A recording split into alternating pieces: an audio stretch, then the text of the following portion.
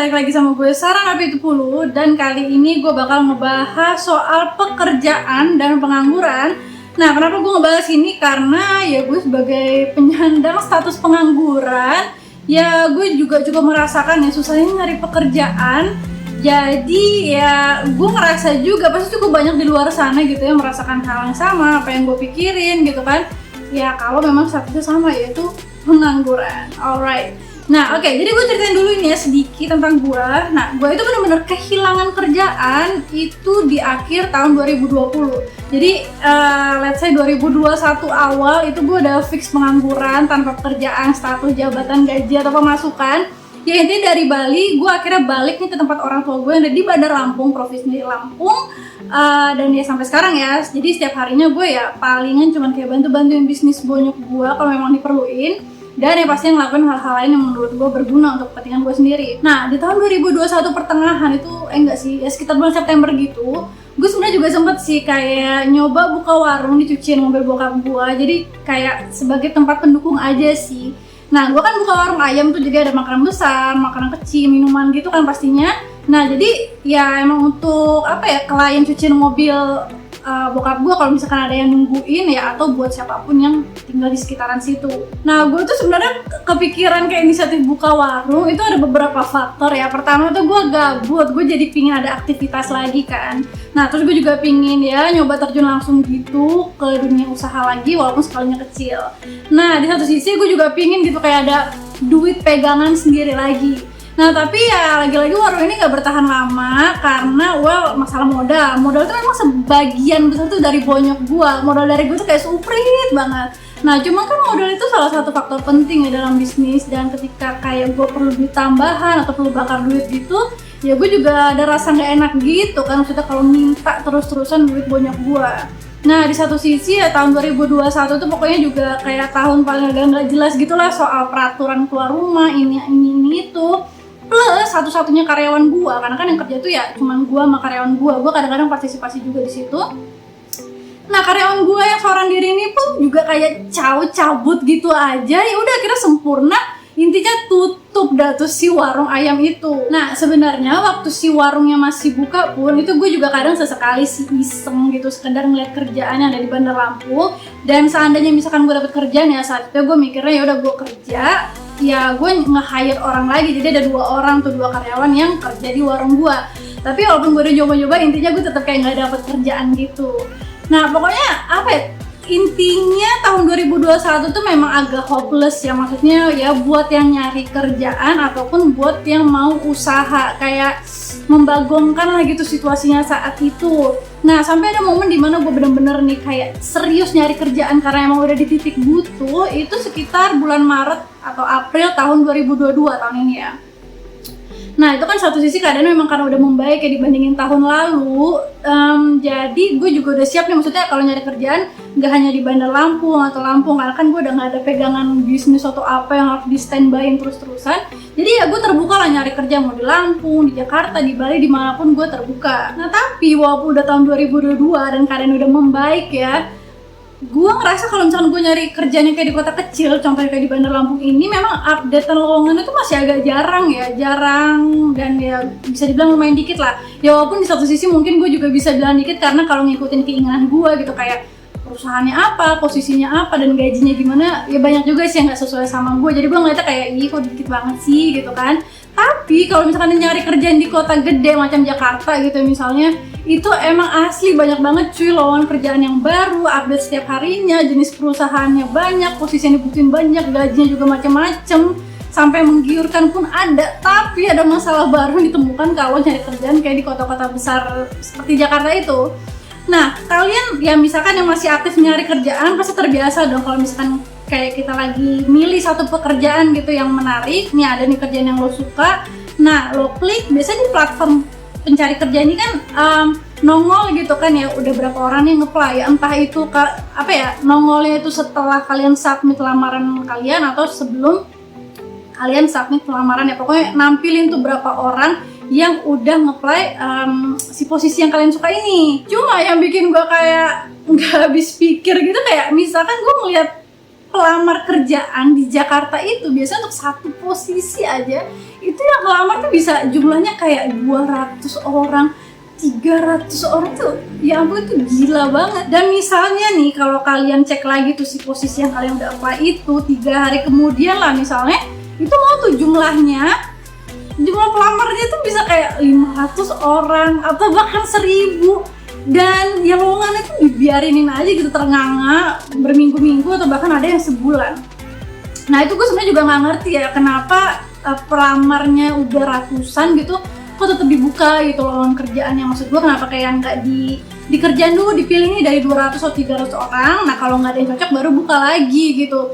Atau ya nggak tahu ya apa HRD-nya emang lupa atau malas aja nyebut iklannya karena mungkin dikiranya bakal ya udahlah bisa tutup otomatis, atau ya nggak tahu, atau emang HRD di Indonesia kali ya tipikal begitu, jadi kayak udah buka aja, terima sebanyak apapun lamarannya, nanti cap cip atau diliatin satu-satu gitu. Gue juga nggak ngerti sih kalau udah ada ratusan orang itu, sumpah gue kagak ngerti. Nah sebenarnya semua keheranan dan ya itulah yang bikin gue speechless tadi itu soal dunia pekerjaan itu kan karena kalau gue ngeliatnya dari segi pelamar kerja ya. Nah makanya kita kebanyakan juga yang nyari-nyari kerja nih akan cenderung ngambil kesimpulan kalau lowongan kerja itu ya lebih sedikit gitu daripada pelamarnya. Tapi kalau seandainya kita balik nih, kita yang jadi pemberi pekerjaannya atau rekruternya, sebenarnya itu bisa sama-sama membagongkan juga. Karena buat para pencari tenaga kerja itu ya nyari orang, nyari karyawan untuk kerja di perusahaannya itu ya sama susahnya gitu. Kenapa susah ya macam ya intinya tuh karena ada ketidakcocokan antara dua belah pihak. Ketidakcocokan itu bisa dalam hal kriterianya, terus kualitasnya, skillnya, jam kerjanya, job desk-nya, dan yang biasanya paling sensitif itu karena masalah gaji. Ya pokoknya semua itu saling berkaitan lah gitu.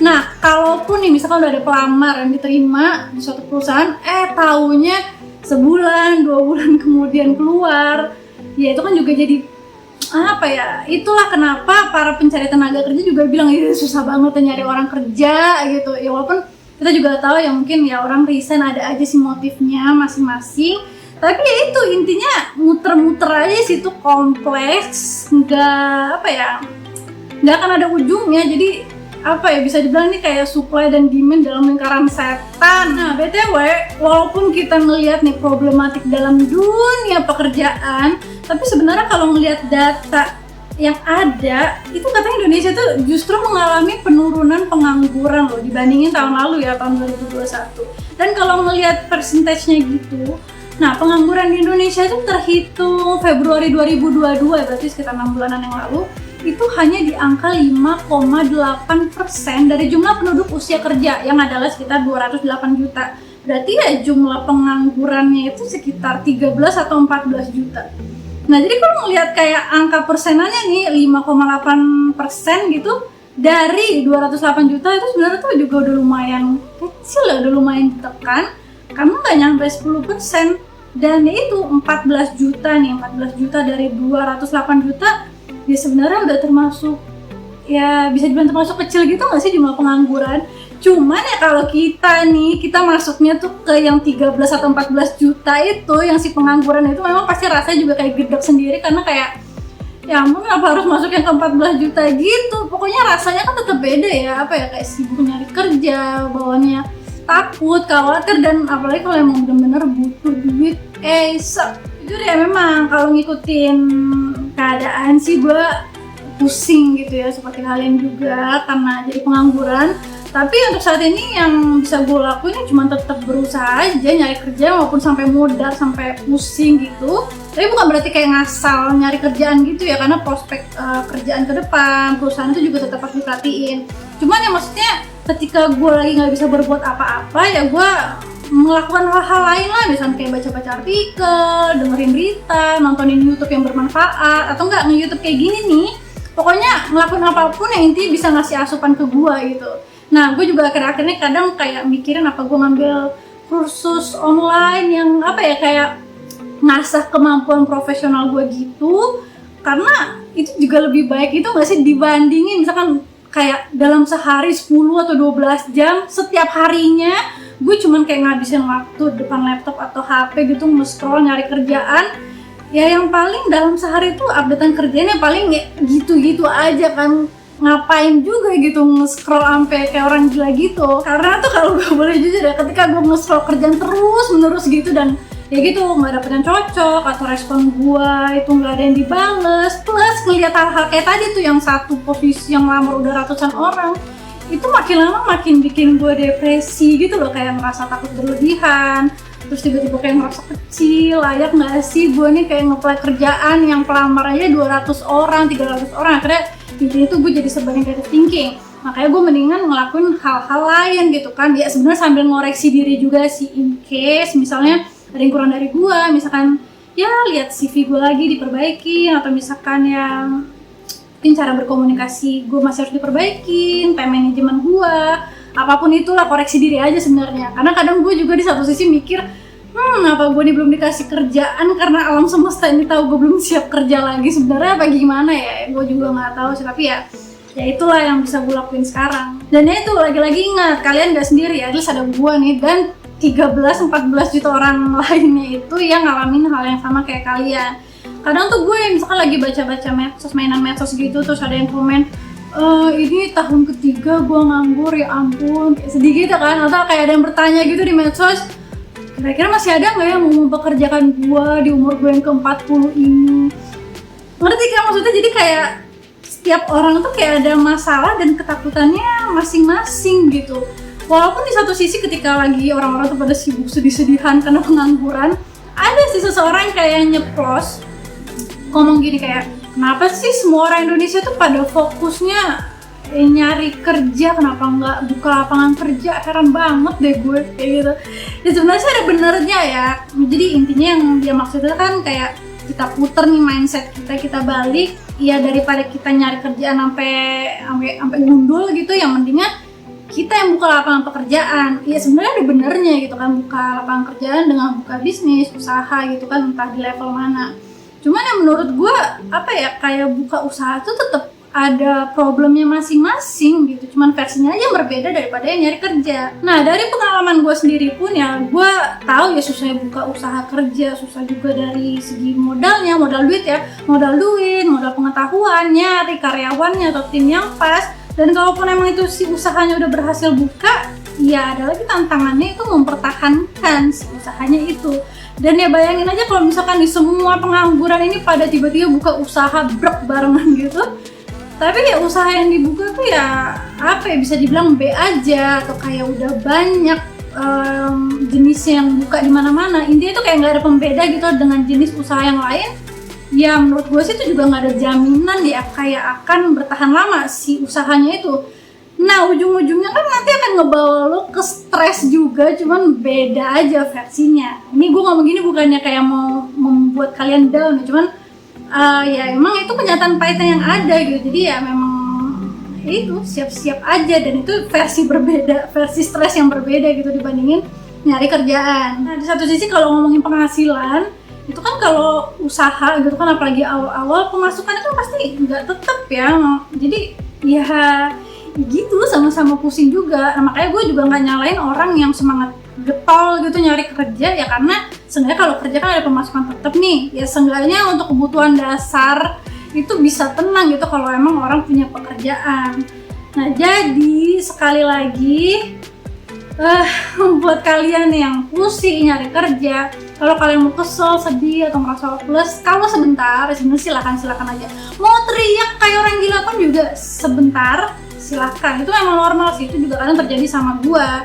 Cuman ya memang setelah itu yang sama-sama bisa kita lakuin ya sama-sama ngelakuin hal yang berguna lah gitu, selain meratap nasib doang gitu. Dan kayak memang kita udah harus mulai tanemin si mindset di kepala kita udah harus sadar banget kalau persaingan hari ini tuh emang udah gila banget, dan nggak akan kebayang lagi sih di masa depan itu bentuk persaingannya tuh bakal segila apa lagi. Itu dah teman-teman. Jadi ya semangat aja buat kalian yang lagi pusingnya kayak gue nyari kerjaan, dan yang udah dapet kerjaan semangat juga kerjanya, semoga dapet yang terbaik dan apa yang kalian cita-citakan. Dan kalau ada yang mau share pengalaman, curhat, atau kasih masukan, komen segala macam, ya tulis aja komen kalian di kolom komentar. Thank you banget udah ngikutin videonya sampai habis. Sampai jumpa di video selanjutnya. Dah.